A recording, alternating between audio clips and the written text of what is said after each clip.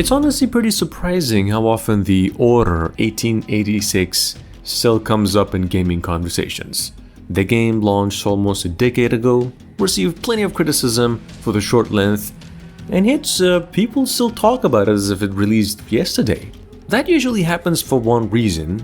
Players saw something special hiding underneath all those flaws. The world was fascinating, the atmosphere was unforgettable, the setting felt unlike almost anything else on the PlayStation. I think that's probably why so many folks would still continue asking for either a full remake, or even better, the sequel that never basically happened. So first of all, as of today, Sony has not announced a remake or a sequel to The Order 1886. Ready at Dawn, the studio behind the original game, is no longer even in a position to continue the series after its closure on the Meta, which has only made the future of the franchise here even more uncertain right now.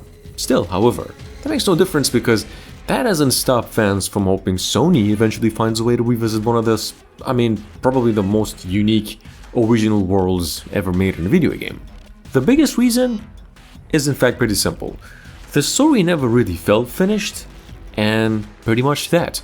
Just when the world opened up and the mystery started becoming even more interesting, the credits rolled. It felt less like the end of a complete adventure, more like someone closing a book halfway through the final chapter. In fact, that's a pretty frustrating feeling, but it also means there's still so much room to build on everything the first game introduced. Like, I don't know, imagine stepping into London again just before dawn, a thin layer of fog hanging around the city, soaked, cobblestones and whatever, gas lamps, still glowing outside old buildings even as the first sunlight begins breaking through the clouds, shop owners quietly preparing for another ordinary morning, completely unaware that somewhere beneath this city, this ancient, really old war is already beginning. Nothing feels rushed, the city simply wakes up around you. Before long, you're walking through it as Sir Galahad, knowing that beneath all this ordinary life, something far darker has actually been hiding for centuries.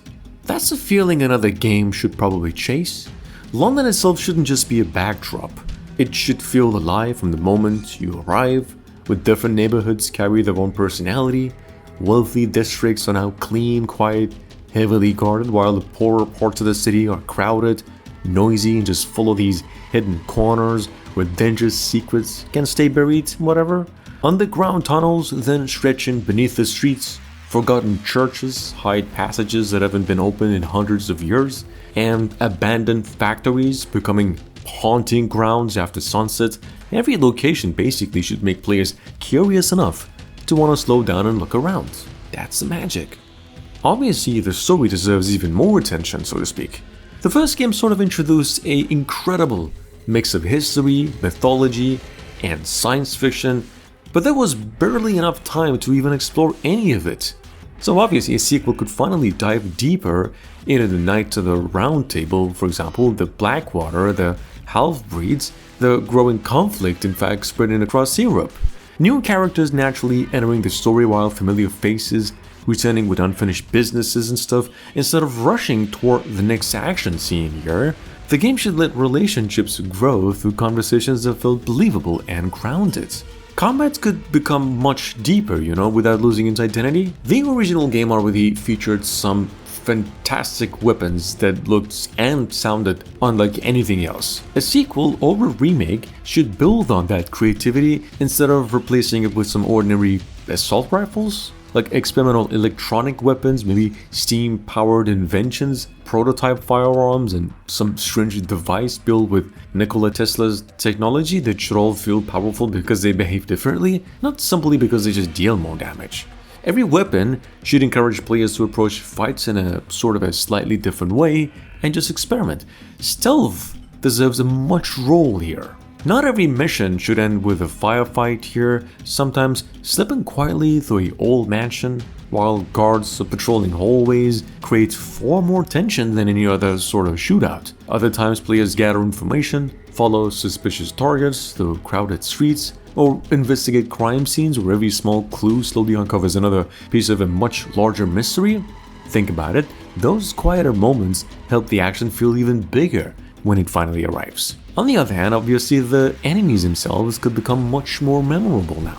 half-breeds shouldn't simply just rush toward the player every time they appear. They should feel intelligent, dangerous, unpredictable. Some stalk their own prey from rooftops before striking without any warning. Others then disappear into the darkness, only to attack when players think the danger's past. Every encounter should basically remind you that these creatures have survived for centuries because they're patient, not reckless. One thing the first game, in fact, absolutely nailed was the presentation. Even today, this thing remains one of the most beautiful games of its own generation. Obviously, a remake or sequel should preserve that same cinematic quality without constantly interrupting gameplay. Conversations happening naturally while walking through the city, major story moments flow directly into gameplay instead of relying on endless cutscenes or whatever. The world itself tells just as much of the story as the dialogue runs, is what I'm saying. On a deeper level, the city deserves to become a character of its own.